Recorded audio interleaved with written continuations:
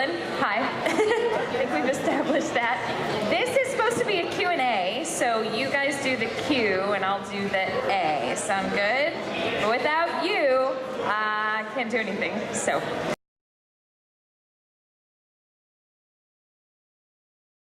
We base a lot of that on the Japanese because the fans love the Japanese to begin with. So we feel like we need to be true to that as much as we can.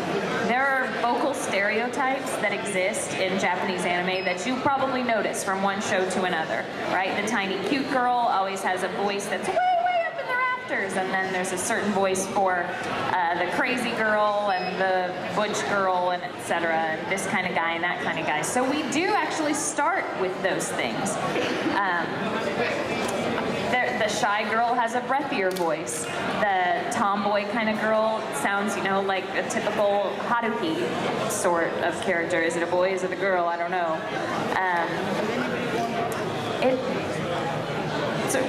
Wow. You know what? Also, the director knows what they want. That helps. So as an actor, when you go in and you have this book of all of these characters, really all we see is their face.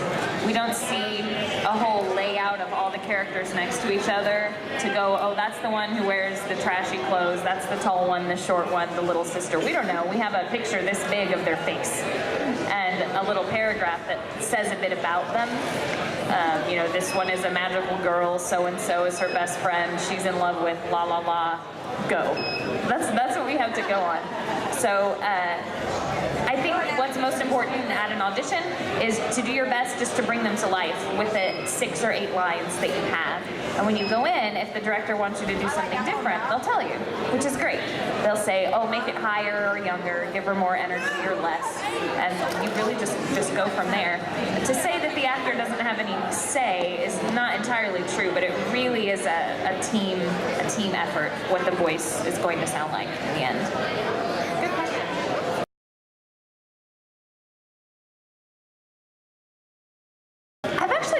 Spanish fans, though I did live there, but they all watch their anime in Spanish, so I'm nobody to them. They watch it in Spanish or in Japanese. I'd say, so I've only met you guys. I haven't been to Australia. There are a lot of conventions there. So I've been here twice now, and the States, and I'd say, not to make you feel bad, but yeah, you're all about the same, but you guys are more polite. You're more polite. There are places in the United States where they are also incredibly polite, and then there are places where they are not.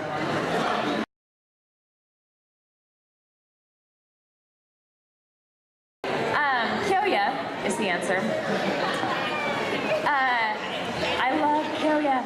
I love him. Of course, who's read the Oran manga? How much of it has come out here? All of it? All up to 18? Yeah, okay, good. So I won't spoil anything, but the way this story goes in the manga, it makes you want Tamaki and Haruhi more. Kyoya is not really as strong of a character. He's just kind of a guy who's there, and he does cool stuff, so he's still really awesome. But reading the manga, I was like, go Tamaki! But in the show, it's much more open, much more, and I like it that way.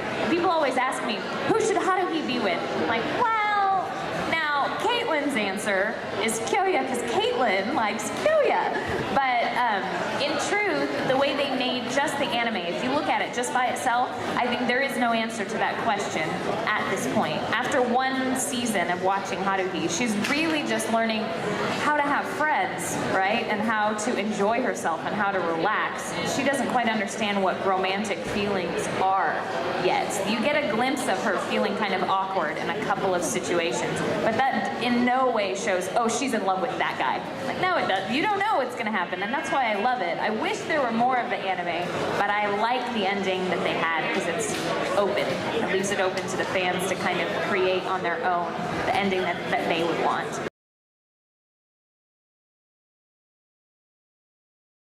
I think it's great.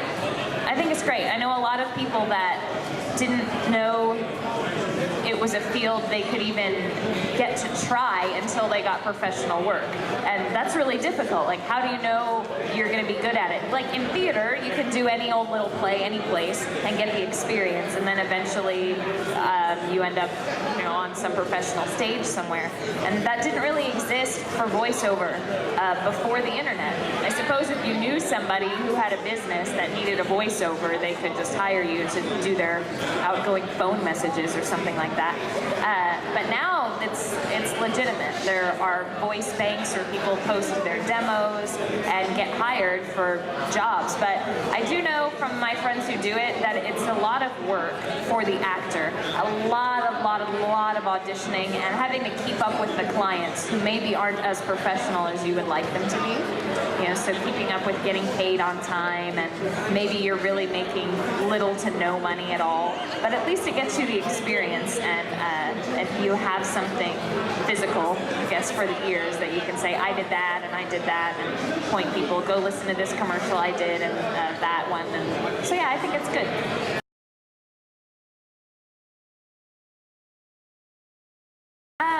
My favorite to record as Haruhi for some reason is episode 10, when they all come to her house. They just show up at her house for the first time. It's just brilliant. It's really good comedy for her. And because I really love the relationship she has with her father, and because Mike McFarland, the producer, my producer on that show, also played my father, there were just some really special moments for me as a director between he and I. Personally, I've never known my father, ever. Never met him, don't know him. And to have someone like Mike, who's like dear to me, like family, playing him was really wonderful. And Mike had a very special relationship with his father, who has since passed away.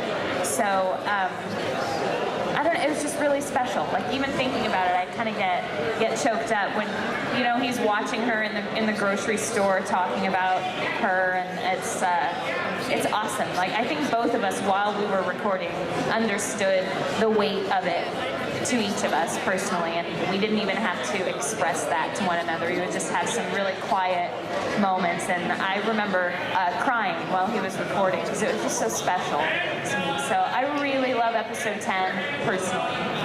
Other episodes that I just love because they're awesome. The episode when they dress up Kyoya in his sleep and leave him at the mall is really funny.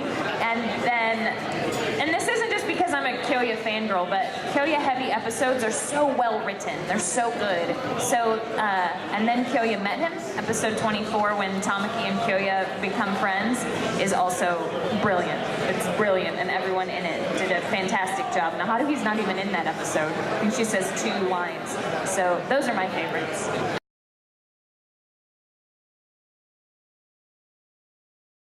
Favorite scene? Wow. Oh, man. In Fullmetal Alchemist Brotherhood, have y'all seen Brotherhood? Yeah, okay. It's not really spoiling anything because this is in the manga. If you haven't seen it, you've probably read the manga. But let me back up and tell the story first. In 2005, Fullmetal in the States was still coming out on television. And I was at a convention in New Jersey or something, and a fan came up to me in the autograph line and showed me this thing in the manga, and she goes, what happens in the anime is different from the manga. This is what happens in the manga. This is who killed your parents. And it's that Scar killed Winry's parents, not Mustang in some accident, which was very powerful and good in the original Fullmetal, but in Brotherhood, it's Scar. So since 2005, I've been wanting to do that confrontation scene, because that's what they showed me, and I got to read it in the manga, that scene with the gun and him in the alley and all of that. I'm like, this is so awesome. I wish that I could do it. And then they made Brotherhood, and I got to do it. So it was this build up and build up and build up over, 6 years waiting to perform that scene, and I really loved it. It was so hard. It was really hard because, Winry, she wears her heart on her sleeve, and she can cry at the drop of a hat, and she's bawling and shaking, and it's some really heavy stuff. Should I kill this guy who killed my parents? Whoa, like what? But despite the difficulty difficulty, that was one of my favorite scenes to ever record. So thank you for asking. I do. I don't have much time to play them, but I do play Street Fighter, and I'm not very good. I'm good at it on my iPhone because I can cheat, but on the Xbox, I'm pretty wretched. What else do I like to play? I have a 3DS, so I play things on that, like the Mario games and Adventure Time and stuff like that, whenever I get a chance. Do they have the Wii U over here yet? Yeah, we got one of those for Christmas, and I love it. It's really a lot more fun than I expected. So I'm not a hardcore gamer by any means, but I do enjoy video games and certainly appreciate them. My husband plays all the time, you know, the Call of Duties and Halos and stuff like that. So yes, we are a video game household.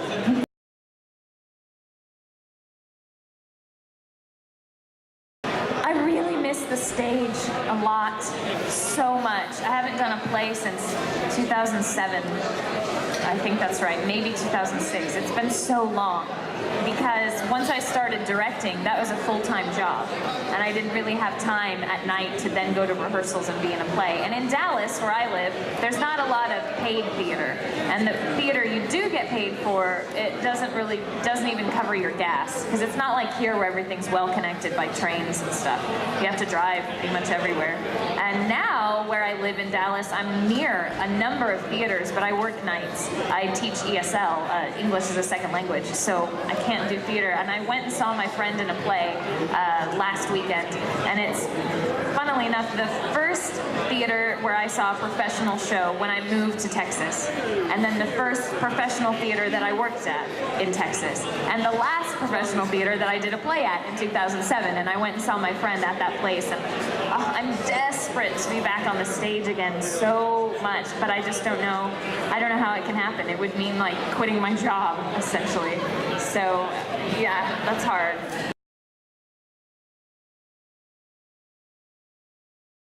There's always hope, but as far as me making it happen, I can't. Like Funimation can't really make it happen, but you know, it's happened for other things, like Full Metal Alchemist, really. They saw the fan following was huge, so they decided, well, let's go back and do it again and stick closer to the manga.